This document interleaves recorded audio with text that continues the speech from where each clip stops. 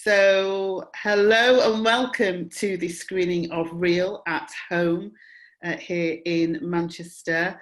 We are going to be watching a film that is just filled with love, the simplicity of love, but kind of mixed with the complexities that come with that. It's a real black love story, beautifully told.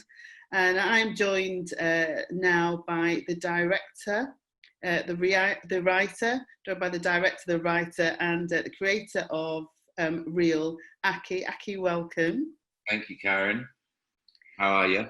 I'm good, thank you. It's good to see you virtually. Okay. Now, just to say, you are an actor and a model. And you said, well, and you've been in Star Wars, the Riot Club. So you are what's classed as a triple threat, I would say, because now you're trying to create a new lane in the world of film. So you are somebody that's kind of grafted hard as well to make your own way in this film world. Yeah. We're saying that I actually started in theatre. So I actually started in musical theatre, and I guess I was on tour a couple of times in Manchester. I've done a play at the Royal Exchange. I've been at the Palace, south of Keep Larry. Is it the Larry? That's right, yeah. Yeah, so I've done most of the theatres in Manchester as well. But from doing that, I've always been curious with stories, and because they come in all different mediums. And starting in theatre and doing kind of musicals, then I went on to plays, and then I had an idea of, testing myself again. And the next medium was screen and TV and film. So initially, I started in. I think my first screen credit was a film. I think it might have been Riot Club actually, and I just kind of fell in love with it, and I just was so curious about it, especially being on set with the cameras, and it was a complete new format to me. And obviously doing theatre, it's live, so you don't get a second chance really until the next night. But with film, there was this exploration there where I could keep kind of, change the character a bit, and then obviously. Then when you watch the whole film in the cinema, it's like a jigsaw puzzle, all the different elements coming together. And I remember going to see the first film I was in, and I was kind of not, I was going to say blown away, but not by my performance, by the film. And then I did a film called Burning Men, which is a road movie, and I was on the road this was probably about 2017, 18. I was on the road for about 5 weeks, traveling the length of the country.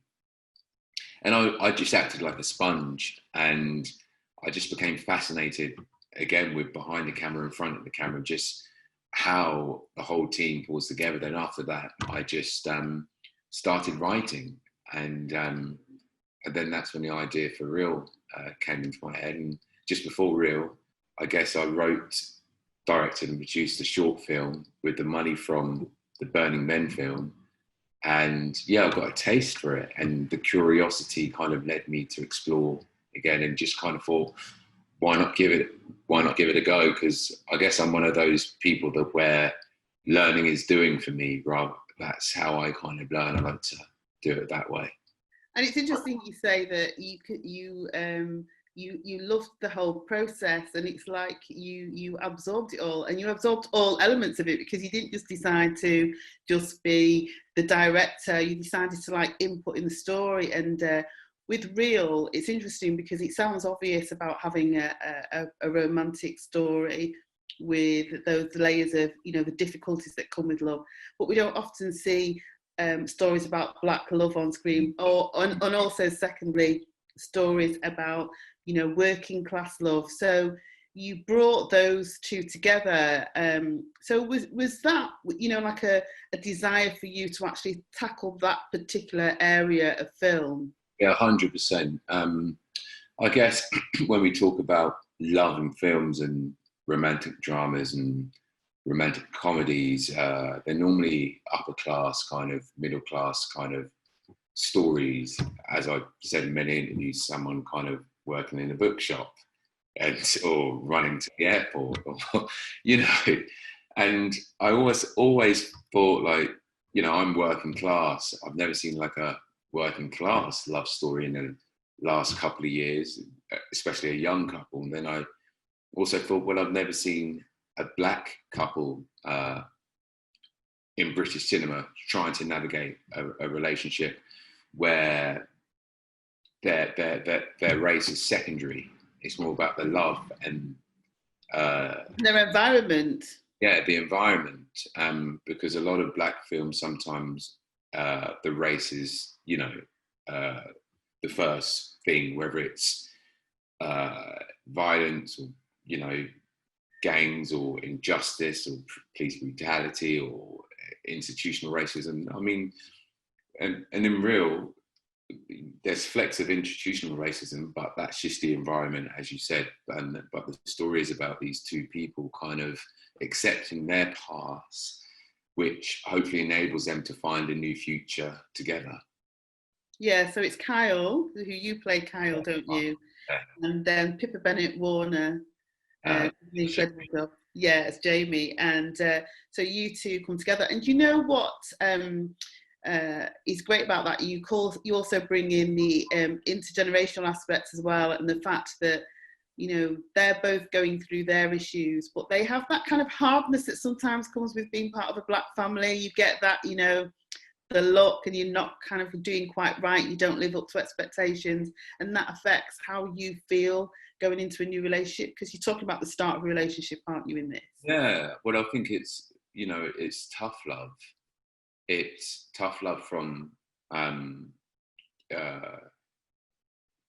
matriarch, the mum, in a sense of, you know, probably being either coming to this country or maybe being born into this country in the 70s and 80s, and what they had to go through to kind of just to survive and to get a roof over their children's heads.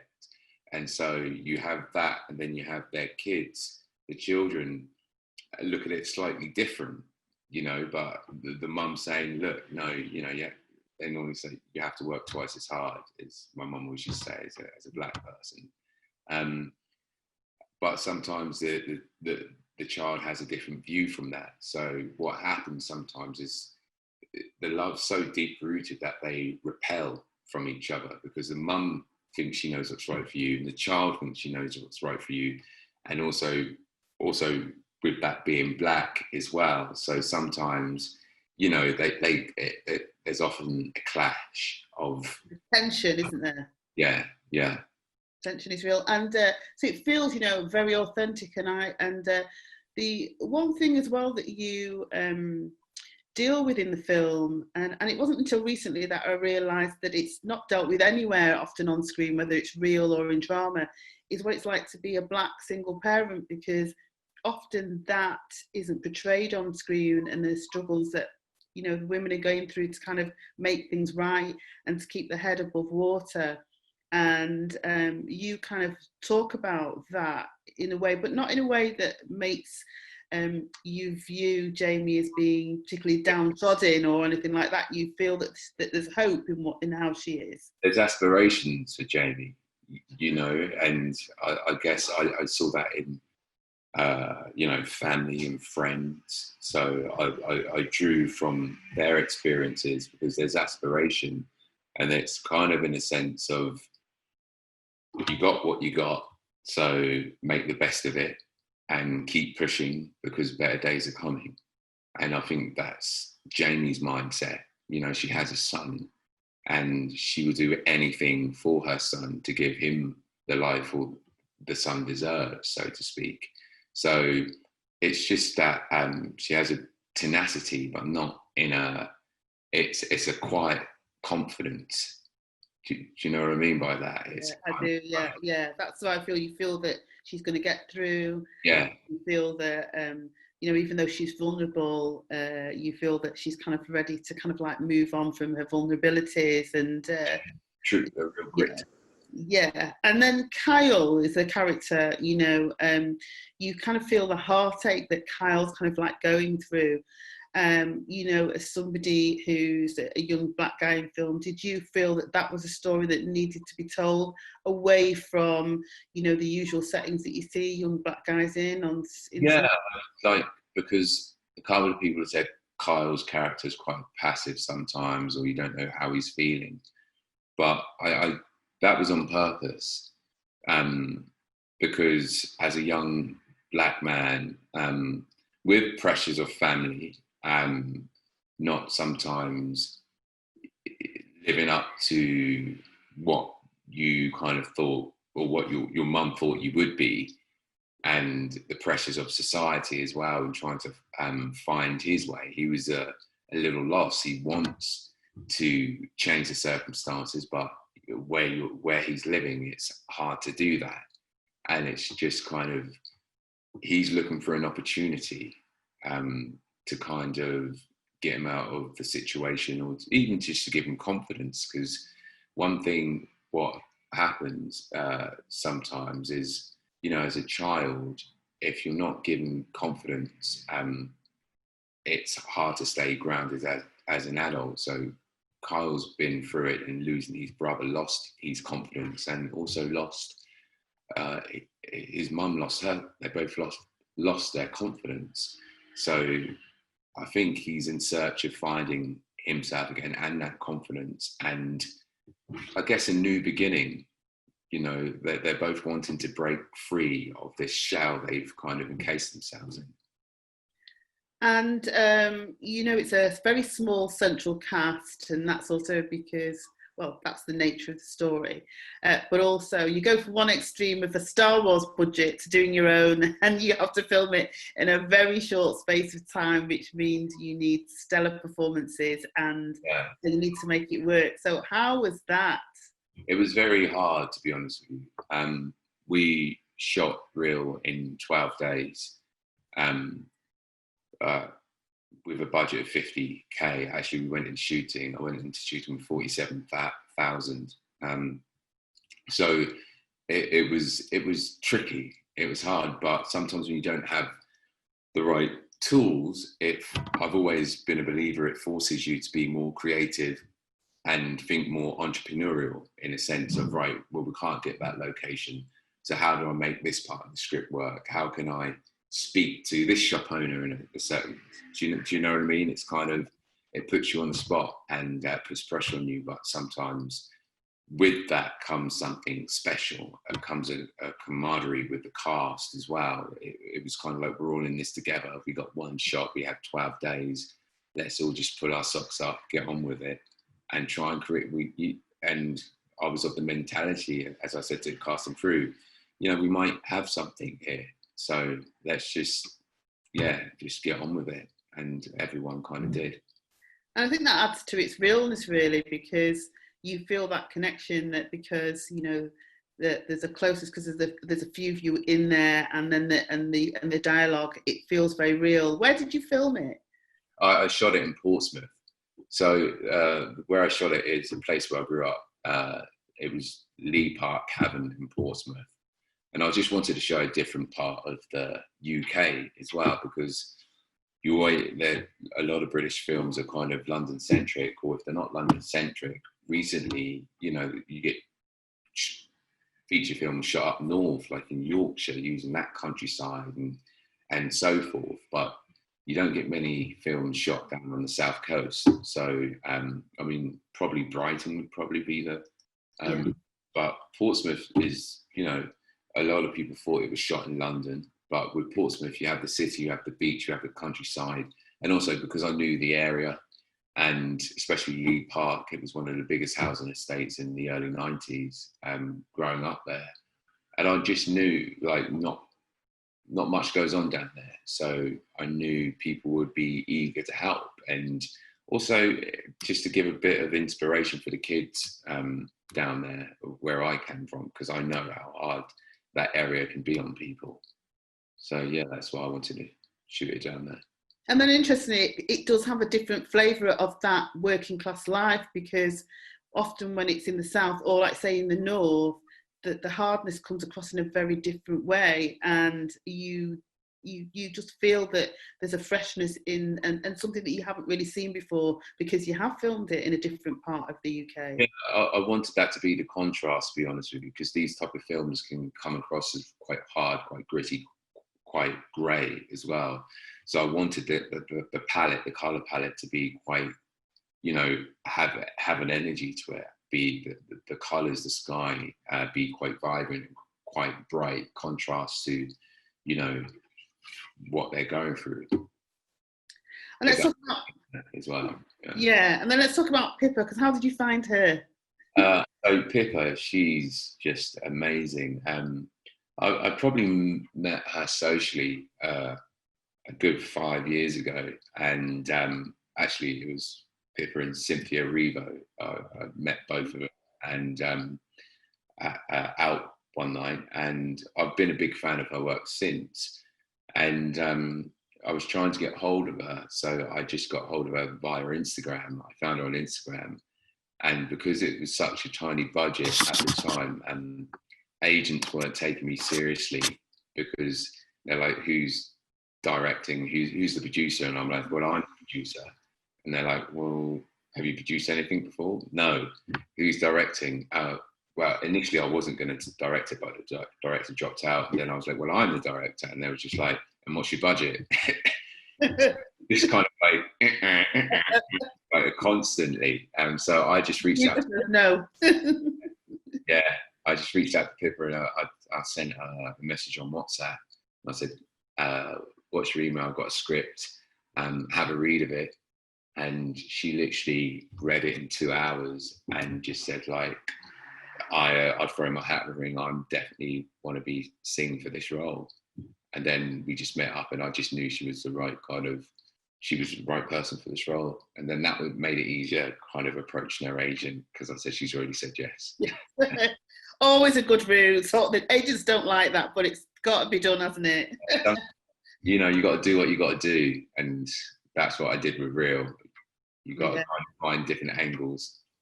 Yeah, to kind of get it done. And you know, she does like a stunning job as well, doesn't she? Yeah. She really does. And you know, you've had an interesting reaction to the film, because of the fact of, you know, the way that it's cast it and the characters in it.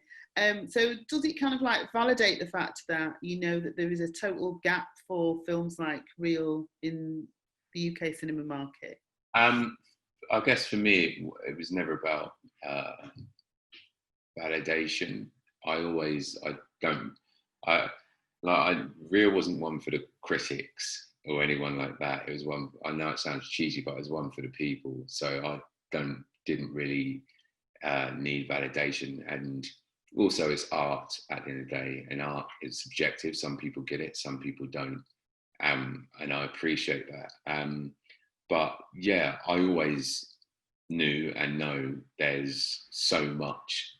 You know, we're only seeing 25% of the pie with black stories and nuanced stories. And I know there's a lot more, so I'll keep making films and different kind of films, just because that's what I want to do, and that's creative. I guess it's not just for validations, because I kind of want to do it. So many stories to tell. Now, one thing I meant to ask you as well was, and you just raised it about, you know, when people are asking who's going to direct it, and you directed it. What's it like directing yourself? Directing myself, that's the easy part, to be honest with you.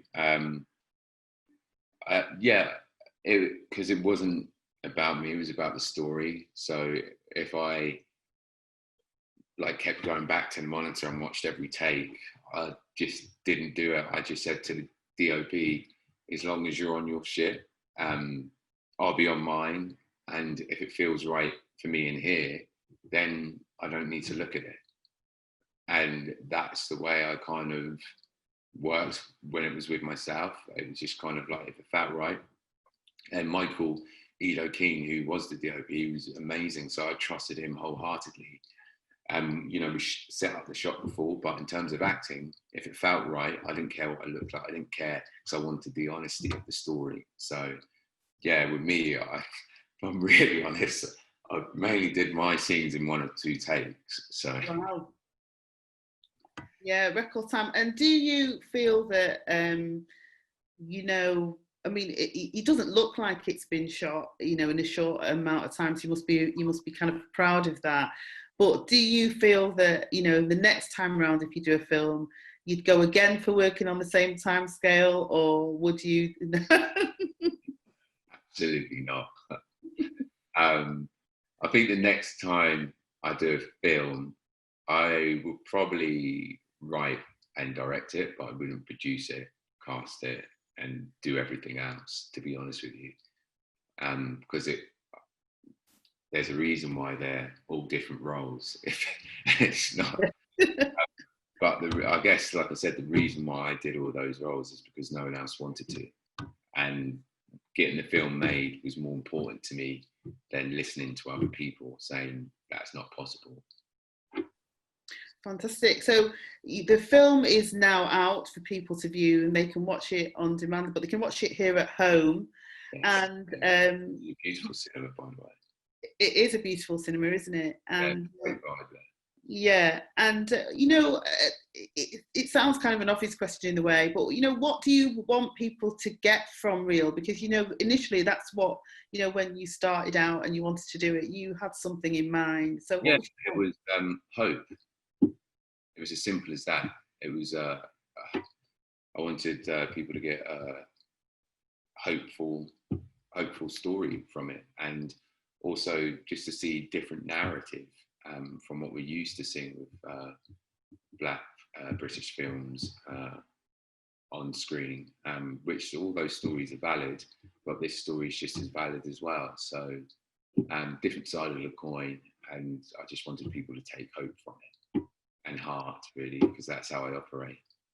Yeah, and I suppose also for the fact that people to know, as you say, and hope that, you know, that you can continue even through the dark times, and you know, because it will, you know, like it is, you know, it is kind of like love wins through, and that's kind of why you did say it's a simple story in a way, isn't it?